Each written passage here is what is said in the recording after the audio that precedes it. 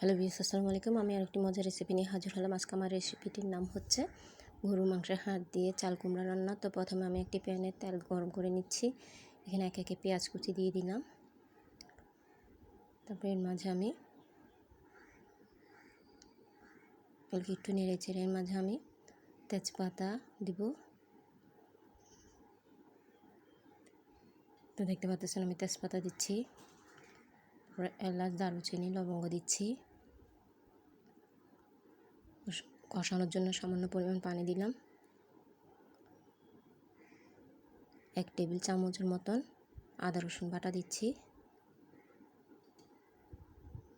স্বাদ মতন লবণ দিচ্ছি। 1 চা চামচ হলুদের গুঁড়া, 1 টেবিল চামচ ধনিয়ার গুঁড়া এবং আমি 1 টেবিল চামচ থেকে একটু বেশি মরিচের গুঁড়া দেব। যেহেতু এটা গরুর মাংসের হাড় দিয়ে রান্না করা হবে, তাই মরিচের পরিমাণটা একটু বেশি লাগবে। তো এগুলোকে আমি ভালো মতন কষিয়ে নিচ্ছি। এরই মাঝে আমি গরুর মাংসের হাড়গুলো দিয়ে দিব সিদ্ধ হয়ে যাওয়ার জন্য। তো এগুলোকে আমি ভালো করে নেড়ে চেড়ে নিচ্ছি। তো আমার গরুর মাংসের হাড়গুলো যেহেতু সিদ্ধ হয়ে গেল, এর মাঝে আমি চাল কুমড়াগুলো দিয়ে দিচ্ছি।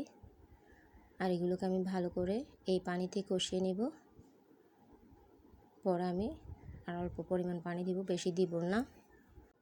তো দেখতে পাচ্ছেন আমি সামান্য পানি করে এগুলোকে ভালো করে সিদ্ধ করে নিচ্ছি, যাতে চাল কুমড়াগুলো সিদ্ধ হয়ে যায়।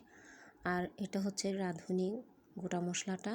এটা আমি শুকনো একটি প্যানে ভেজে নিয়েছি। তারপর এটা দিয়ে দিলাম চাল কুমড়ার উপর। আপনারা চাইলে এটাকে অ্যাভয়েড করতে পারেন, তবে দিলে কিন্তু একটা সুন্দর ফ্লেভার পাবেন, খেতে খুবই ভালো লাগে এই রাঁধুনি মশলাটা। তো দেখতে পাচ্ছেন আমার চাল কুমড়াটা কিন্তু প্রায় হয়ে আসছে। তো মাশাআল্লাহ, আমার চাল কুমড়াটা হয়ে গেল। আশা করি আপনাদের সবার ভালো লাগবে। অবশ্যই এইভাবে একবার হলে তৈরি করে খেয়ে দেখবেন। আমি যেভাবে রান্না করছি, সবাই তো রান্না পারে, তবে আমি যেভাবে করছি ওইভাবে একবার হলে খেয়ে দেখবেন। আশা করি আপনাদের সবার ভালো লাগবে। তো আমার চ্যানেলটিকে অবশ্যই লাইক, শেয়ার এবং সাবস্ক্রাইব করে দিবেন। দেখার জন্য সবাইকে ধন্যবাদ।